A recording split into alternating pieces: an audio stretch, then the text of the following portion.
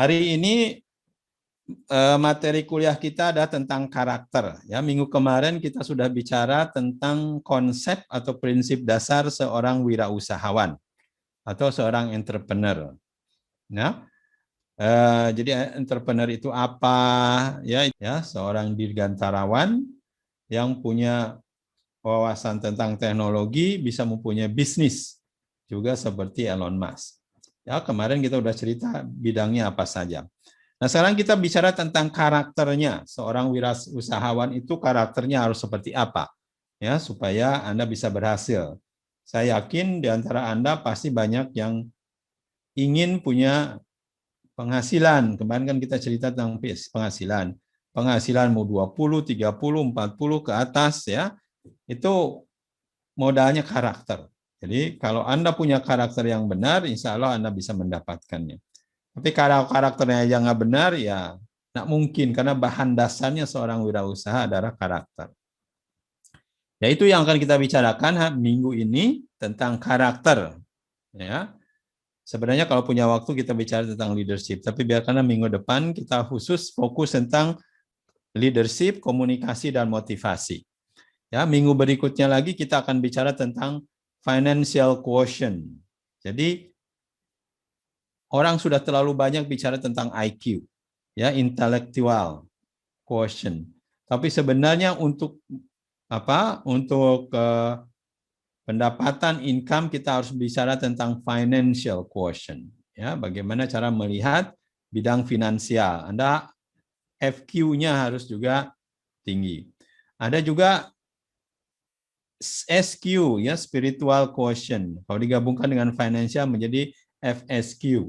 Tentunya Anda harus FSQ-nya juga harus baik, ya, supaya Anda bisa berhasil di finansial, berhasil juga di spiritual.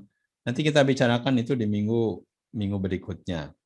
Lalu kita akan bicara tentang bagaimana berpikir, bagaimana berkreasi, bagaimana berinovasi.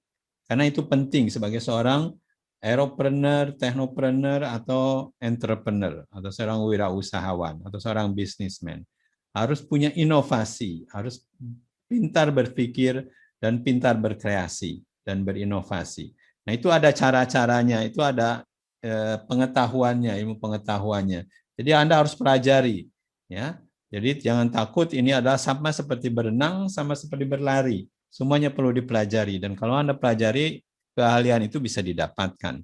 Jadi bukan hanya bakat, ya, tapi bisa kita pelajari. Lalu yang berikutnya, mungkin kalau punya waktu kita akan bicara tentang bisnis model dan teknopreneur. Ya.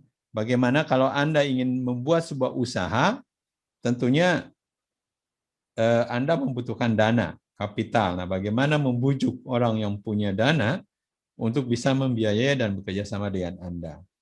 Atau Anda ingin membuat sebuah usaha, tapi tenaganya dan keahliannya tidak punya. Ya, bagaimana membujuk teman Anda, saudara, rekan yang punya keahlian, terutama mungkin keahliannya ada di luar negeri. Anda harus ajak tuh supaya bisa bekerja sama dengan Anda. Apa yang dia butuhkan? Nah, itu tentunya Anda perlu proposal bisnis model. Ya, itu yang kita bicarakan di situ. Lalu terakhir kita ada bicara dari seorang pekerja Anda pindah kuadran menjadi seorang pebisnis atau seorang entrepreneur. Dari seorang entrepreneur Anda berubah kuadran lagi, naik lagi tingkatannya menjadi seorang investor.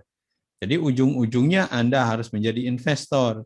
Makanya dari sekarang saya sudah mengenalkan ke Anda toko kripto, pintu, ya, nanti yang berikutnya kita bicara lagi Indodax, nanti bicara dengan yang lain-lain. Banyak yang harus kita bicarakan.